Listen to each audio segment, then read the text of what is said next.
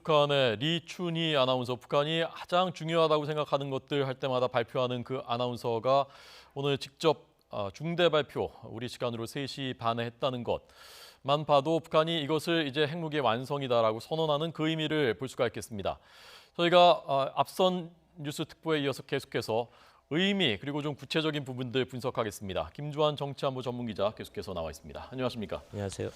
자, 우선 북한이 오늘 발표하면서 그 수소폭탄이라고 주장하면서 장구형이다라고 해서 모형까지 공개를 했단 말입니다. 그 부분부터 먼저 좀 설명을 듣겠습니다. 일단 전문가들의 분석은 과거에 수소폭탄 형태가 그 폭탄형, 우리가 그러니까 대포나 야포 형태로 했는데 지금 화면에 오늘 지금 저것이 자세히 보면은 우리 민속 춤출 때 장고를 친다 그러죠. 그런데 저걸 최초 누군가 붙인지 못하고 모양새가 양쪽에 좌우 보면 홈이 들어가 있고 장구형처럼 생겼습니다. 그래서 그걸 누군가가 모형을 구분하기 위해서 저렇게 표출했는데 그러니까 중국의 60년대 이후에 어떤 원자 폭탄 형태가 핵폭탄도 형태가 저렇게 갖고 있다라고 합니다. 비교해 설명을 드리면요. 미사일도 우리가 스커드 미사일은 과거에 초창기 기술을 내서는 삼각형으로 뾰족했는데 지금 거의 원형에 가까운 여러 가지 기술적 요인이 감안된다라고 합니다. 나름대로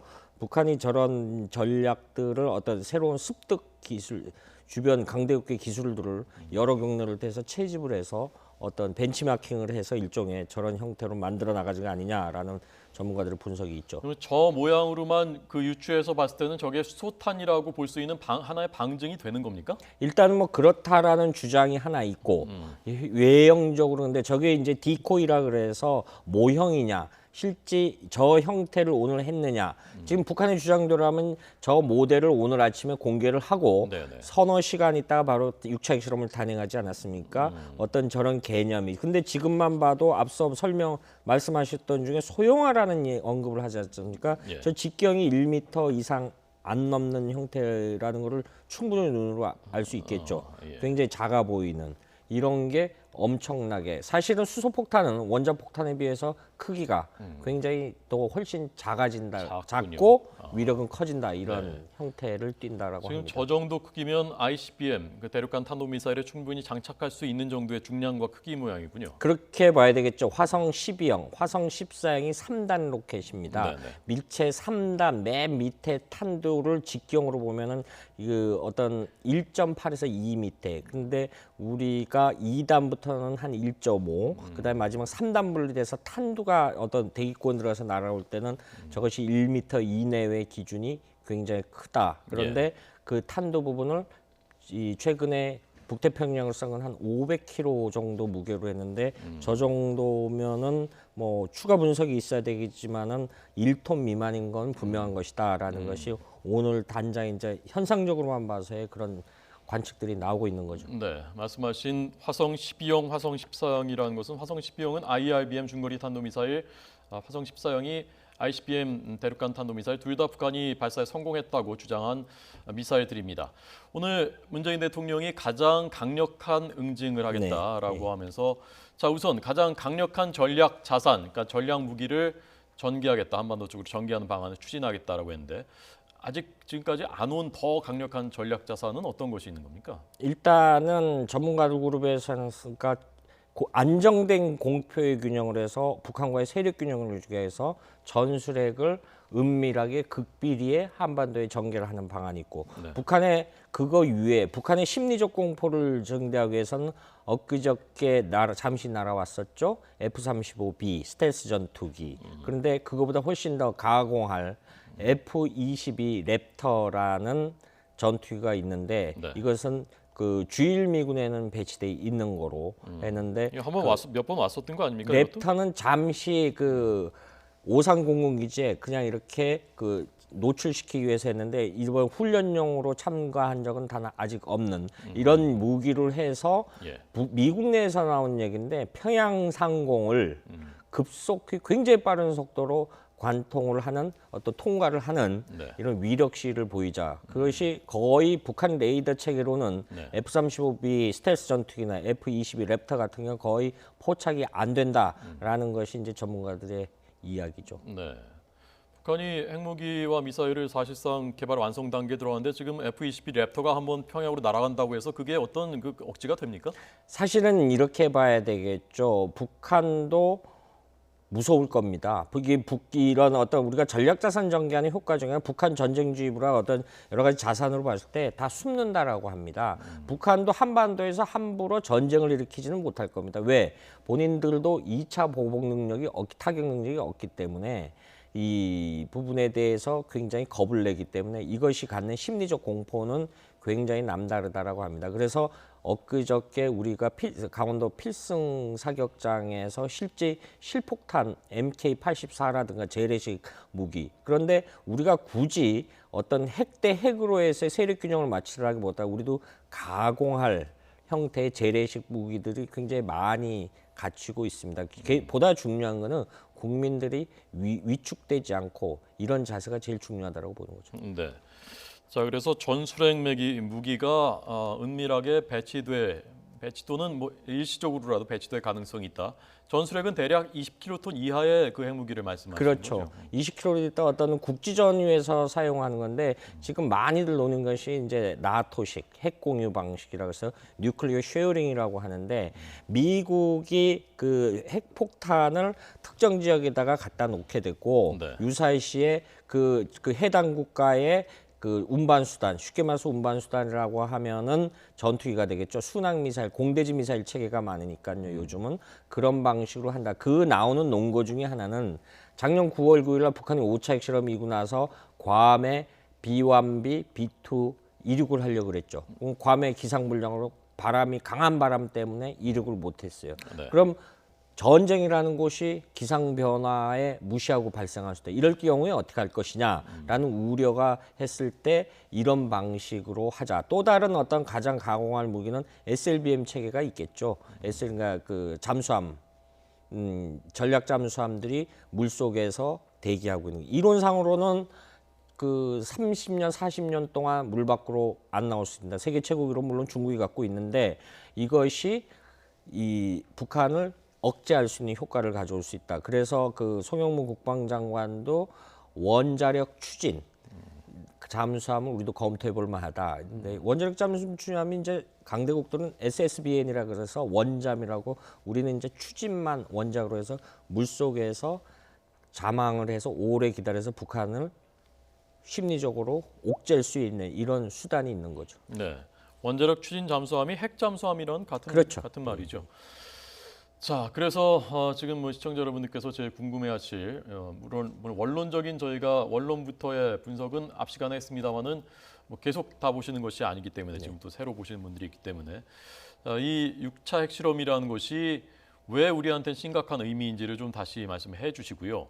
지금 저희가 그 긴급 자막으로 시청자 여러분들께서 궁금해하실 만한 그 내용이 미국이 그럼 대북 군사 옵션, 군사적인 조치를 사용할 가능성이 있느냐 하는 부분이 일단 즉각적으로 궁금하실 것 같은데, 자 먼저 앞부분부터 6차 핵실험이 왜 심각한 것인지부터 좀 설명을 지금 하시죠. 오늘 일단 그 위력이 굉장히 높아졌죠. 높아졌고 레드라인이라는 말을 많이 들으셨을 겁니다. 일부 언론은 북한이 레드라인을 밟았다라고 그 표현을 하고 있습니다. 그러면은 이 선을 넘었을 때 어떻게 대응할 것이냐라는 우리가 심각한 고민을 볼 수가 있겠죠. 그래서 나온 것 중에 하나가 미국으로 나온 그 지금 예방 타격록, 선제 타격록인데 사실은 어쩌면은 네. 미국이 오늘 한 행위에 대해서 추후에 군사 옵션을 한다라는 것은 국제법적으로 굉장히 논란의 여지가 있을 수 있어요. 그래서 실제 일부 군사 전문가들 사이에서는 북한이 이런 대응할 때마다 정보 자산들이 있으니까 우리가 바로 맞대응 형태로 나섰어야 된다. 근데 지금까지 한번 그 행위를 못했다.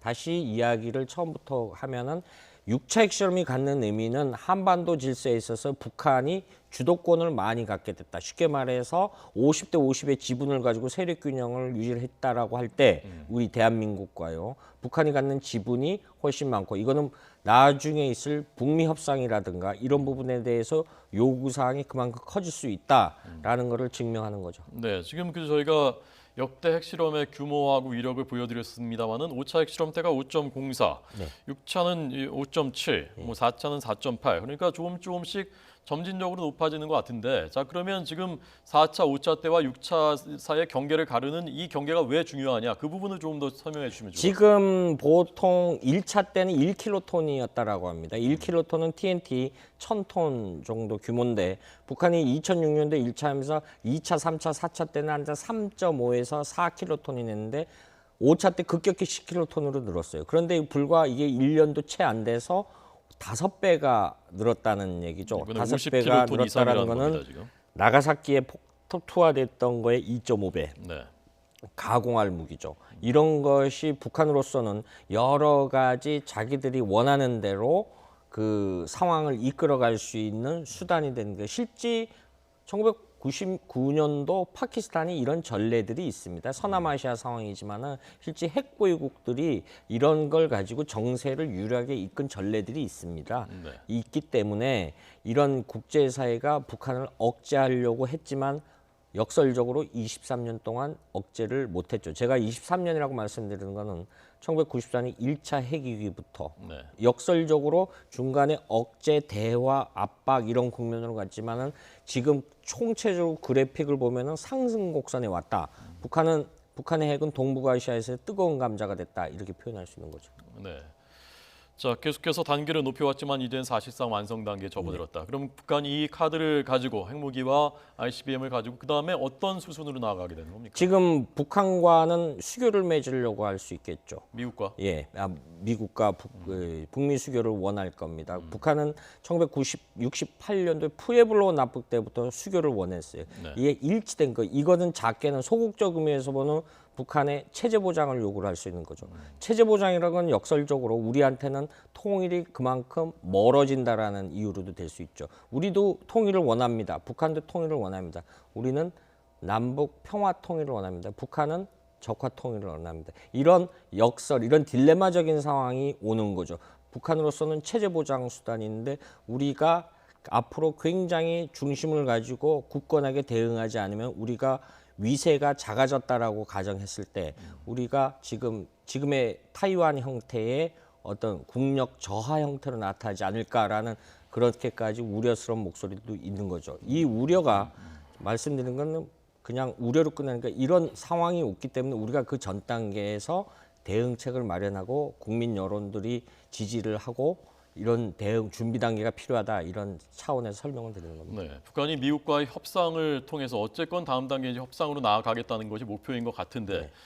그럼 북한 미국과의 협상을 통해서 자신들의 체제가 보장된다면, 이른바 안전이 보장, 대북 적대 정책을 철회한다면 북한의 핵무기와 미사일을 완전히 폐기할 수 있는 그런 가능성도 있다고 보십니까? 그렇게까지는 안 가리라는 것이 절대 포기를 안 하리라는 것이 여러 가지 외국 전문가들의 이야기를 했죠. 올 봄에 홍콩에서 발행된 사우스 차이나 모닝 포스트에 굉장히 여러 가지 눈에 띄는 기사들이 있습니다. 북한이 이 핵무기를 포기할 테니까 체제 보장 플러스 경제 발전에 투자를 해달라. 그런데 이 투자 비용이 상상을 초월한 액수였습니다. 그런데 과거 1990년대 우리가 경수료 협상이라는 걸 들어보셨습니까? 네. 그거 할 때 사실 그 비용도 70% 이상을 대한민국 정부가 부담을 했습니다. 왜? 직접적 당사자는 대한민국인데 그러면은 우리가 그런 경제를 부담해야 되는 역설이 발생하겠죠. 굉장히 우리가 없던 면에서는 6차 핵실험이 갖는 의미는 우리가 불편한 짓을 우리가 머리가 아파서 고민하지 말아야 될 부분을 현실로 다가와서 고민하게끔 네. 대응책을 마련하게끔 이런 상황이 우리 주변에 도래한다 이렇게 볼 수 있는 거죠. 네. 북한이 미국과의 협상을 통해서 과연 핵을 완전히 포기할 의지가 있느냐 없느냐 이 부분이 아마 우리 사회 내부에서도 앞서도 말씀드린 대로 여론이 갈리고 그 이후에 해법이 갈리는 그 대목인 것 같습니다. 자 마지막으로요. 하나 더 해도 되나요? 네, 마지막 질문인데요. 그래서 문재인 대통령이 지난번 그 100일 기자회견 때 레드라인은 핵무기를 완전히 개발해서 미사일에 실을 수 있는 탑재할 수 있는 무기화가 레드라인이다라고 했는데 앞서 어떤 언론은 뭐 그 레드라인 밟았다라고 표현했다는데 김 기자 보시기엔 지금 레드라인이 넘은 겁니까 안 넘은 겁니까? 저는 이미 넘었다라고 봅니다. 이 레드라인은 우리에 대한 운명은 2006년도 1차 핵실험 100대 이미 넘었다라고 봅니다. 왜냐하면 스커드 미사일이라든가 노동 미사일에도 핵 탑재, 화생방 탑재 얼마든지 가능합니다. 우리는 2006년도에 이미 그 사정권에 여겼죠. 그런데 위협이라는 건 인식입니다. 위협은 눈에 보이지 않습니다. 그런데 미국이 위험하다라고 하는데 우리는 우리의 위협의 인식은 미국과 동조화의 현상을 보이는 경향이 굉장히 강해요. 미국이 위협하지 않으면 우리도 안 위험한 이런 형태가 굉장히 강한데 이런 어떤 보이지 않는 연계선을 위협에 대한 연계선을 끊어서 우리가 지금이라도 우리가 굳건히 대응하면 북한이 우리를 쉽게 말해서 업신여기지 못해서 어떤 세력 균형 차원에서 북한을 억제할 수 있는 적극적 억제를 할 수 있는 도발을 못하도록 이렇게 꽉 누르는 형태로 유지돼야 된다고 봅니다. 네, 김조한 YTN 정치안보 전문기자 해설이었습니다. 고맙습니다.